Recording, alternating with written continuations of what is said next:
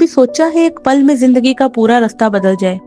एक लम्हा जो इंसान को सिर्फ गिराए नहीं, अंदर से तोड़ दे। ये उन सब लोगों की कहानी है जो जिंदा तो दिखते हैं पर अंदर ही अंदर टूट जाते हैं। जब एक इंसान पर इल्जाम लगता है, जब वो अपने आप को बेबस महसूस करता है, जब उसे लगता है कि उसकी आवाज कोई नहीं सुन रहा, वो लम्हा ट्रॉमा बन जाता है।